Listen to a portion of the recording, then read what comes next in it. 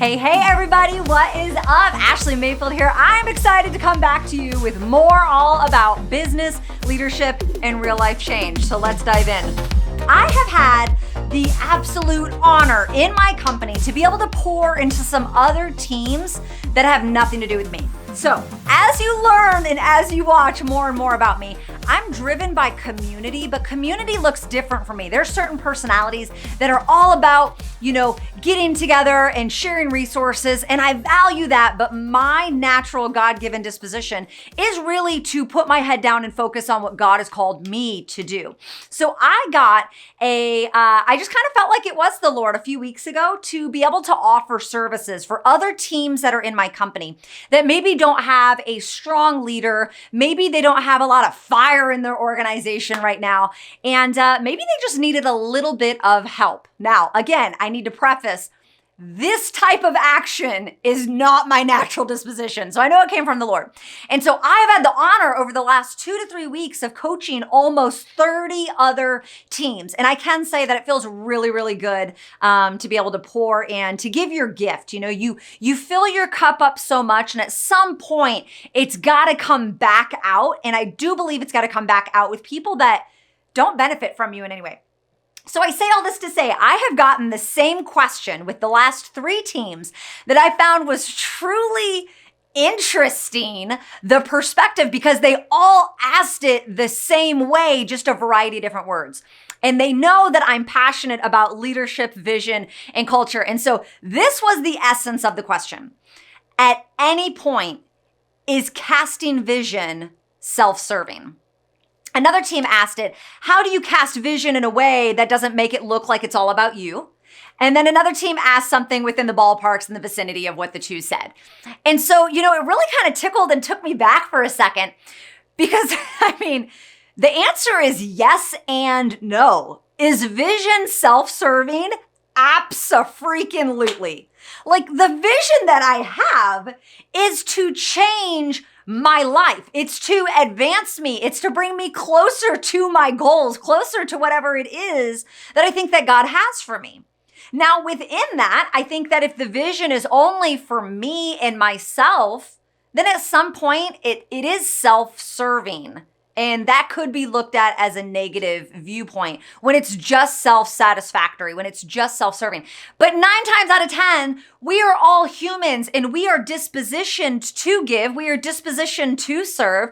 And like I said, community looks different to me with my personality, but I still value community. We all need community, right? We all need to give back and to serve in some capacity. And so typically, vision starts as a very selfish thing. We want to change our lives because we want to be better. We want to make more money because we're tired of being debt-free. We want to get healthier because we're tired of being, overweight, and we want to look good in the bikini in the summer, right? We want to grow a relationship with God because we're tired of being stuck on the same level that we're at. We want to level up our relationships because we want to grow and we want to step into the person that God's called us to be. And we know that proximity is power. Vision is a very self-serving thing. And I would be remiss if I didn't acknowledge that, okay? Anytime that I have casted vision in my personal life or even financially in my business, it's been very self-serving. It's been to take me from point 1 to point 2. But that's not where vision stops. You see, I think that there's the difference, and this is a whole nother topic, but the difference of influence and manipulation, that's actually the same skill set if you think about it. People who are trying to influence you and people who want to manipulate you, it's the exact same tactics, it's the exact same skill set. The difference is manipulation says it's all about me and I benefit the most, and influence says it's about you and I want to help you get to where you need to go. And so as you're casting vision, is there a way that you can make sure that it's not in a manipulative way?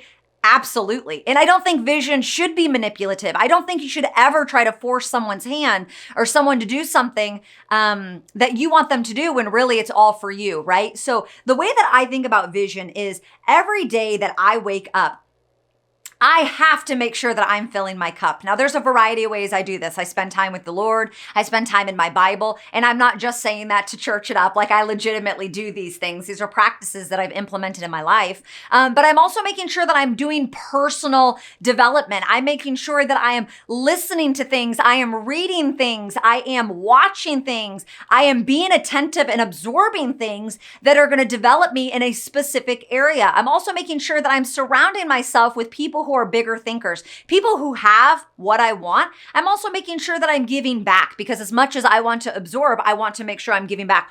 All of that together, combined with who God has created me to be, I am casting this vision for my life. And as I am speaking this vision over myself. And there's certain ways you can cast vision for yourself. You're speaking it over yourself. You're writing it down. You're reviewing it. You're doing the action that it requires. You're becoming the person your results require, right? As I am putting all of this into Ashleigh Mayfield, every single day, I am ingesting this in some sort of senses that I have, and I am putting this down in my spirit, and I'm casting the vision. Guess where it has to go? Eventually, it's going to up, and it's going to start spewing out, right? And so when it spews out, that's what my world gets. My world gets the overflow of what I've put on the inside. I dare that say that's how our whole lives work, right? We should be filling ourselves up first, and then it gets the overflow. So is vision self-serving? It absolutely is, but it doesn't stop there. And that's the great thing about an organization. If you are leading people, if you are managing people, you have a phenomenal capacity as the captain of the ship, as the leader, to make sure that you are casting vision. Because this is what I know. People want to follow someone who's going somewhere and doing something. And let me say that again, because I got it wrong the first time. People want to follow someone who's going somewhere and doing something. So imagine I am running an organization that's a couple thousand people large. This is surely just hypothetical at this point. And so imagine I'm overseeing an organization that's a couple thousand people strong. How long do you think I'm going to maintain that without vision?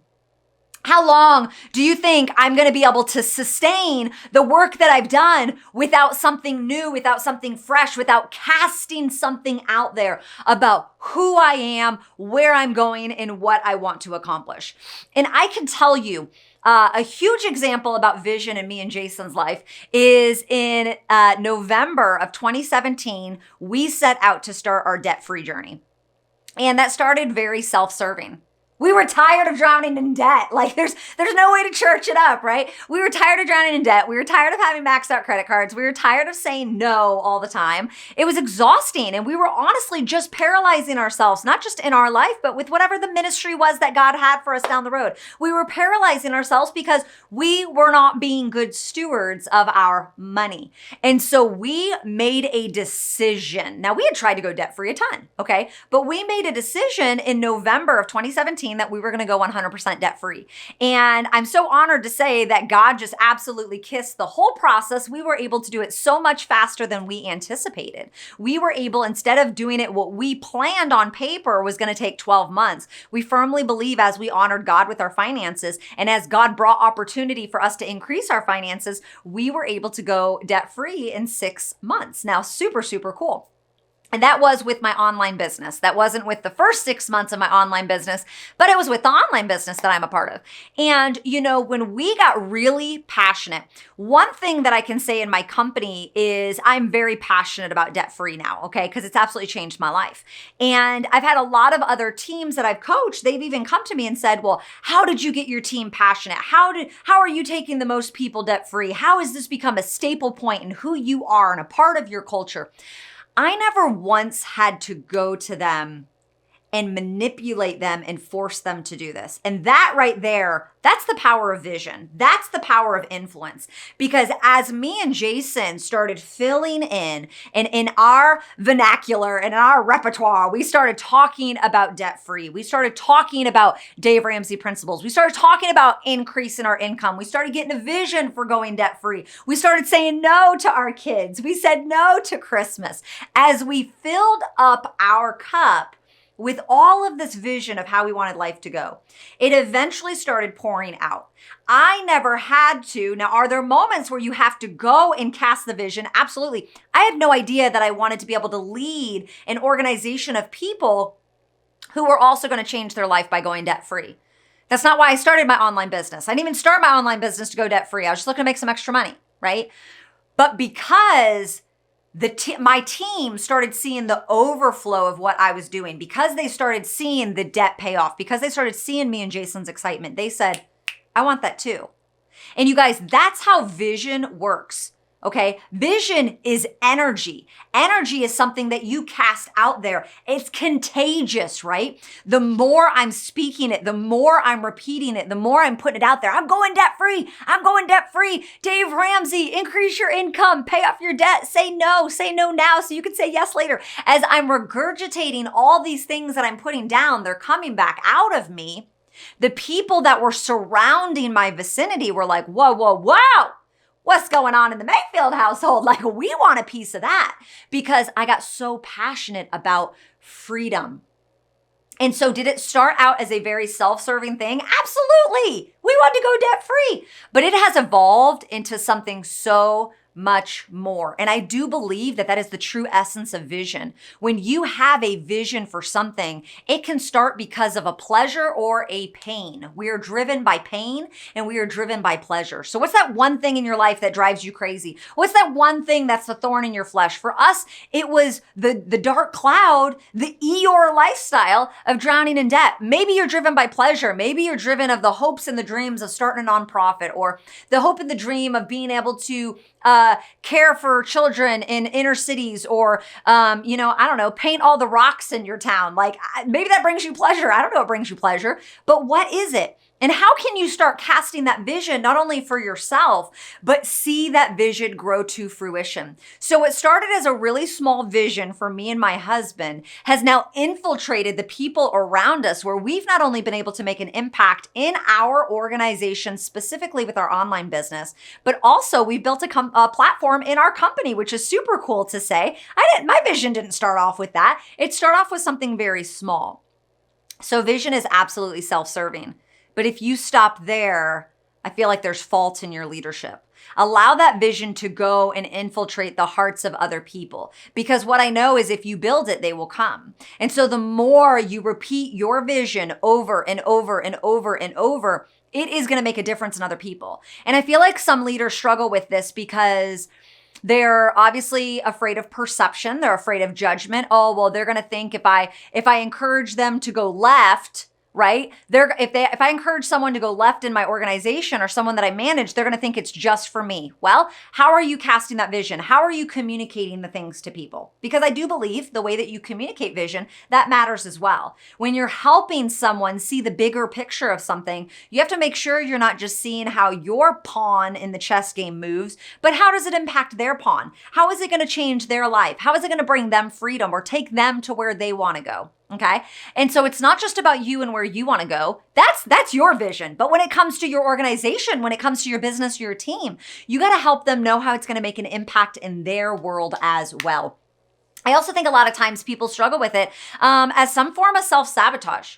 Like, I can't do that because then that's going to elevate me above them. And I think it's kind of like this humble approach that people take. And I really do think that people use the word humble like, it's just one of those words that has been chewed up and spit out and regurgitated and like, you guys, there's nothing humble about sacrificing yourself to the point where you're not winning. There's nothing humble about laying yourself down and letting everyone trample on top of you. Okay. I think that there's something humble about a leader who plants the flag and says, this is where I'm going. And you can follow if you want, but this is where I'm leading us. This is where God's calling me to go. I think there's something humble about the leader that is unapologetic about chasing after their goals. Because if you want people to follow you, you have to cast vision in this crusade-like mindset. You've got to go out there and you've got to splatter it all over. And there's nothing humble about a leader that's afraid of perception, or a leader that holds themselves back in this self-sabotage because, that's going to be so selfish of me. I just don't believe that's acting with a level of humility. I believe being humble is being able to say, I'm going to cross my finish line and I'm going to do it with an army of people, that it doesn't just take one person. I love the quote, if you want to go fast, go alone. If you want to go far, to go together. If you want to go fast, go alone. But if you want to go far, you go together. That's what vision does. Vision helps you go further than you ever thought you could, because it's not just about you. So I want to challenge you. What's that vision that you need to start casting in your life? What's that vision that you need to start casting in your organization? What's that vision? What's that thing? And maybe it's not for a business. Maybe it's going to start out like my debt-free journey. Maybe it's going to be something so personal to you. And you have no idea that as you start conquering that thing, the waves and the ripple effect, that God's going to open up and he's going to use you to make a bigger difference. And don't hold back. Don't hold back from the platform that you're going to get, because you have all these preconceived notions, or you have these irrational thoughts about how, it's going to give you this perception of being arrogance, or it's going to give you this platform that you never intended. Maybe God wants to use you to be on a platform. Maybe God wants you to be the agent of change in the people's lives around you. And he's using you, and he's using that vision that you have in order to accomplish it. So is vision self-serving? Absolutely is, but make sure it doesn't stop there. So I love you guys. As always, if you found value, make sure you pay the fee. The fee is share this with a friend. Tag me on social media, get on your social medias, make sure you share it, and share it with someone that you believe and you see something deeper in them, and they need to have a bigger vision for their life. So until next time, talk to you guys soon. Bye.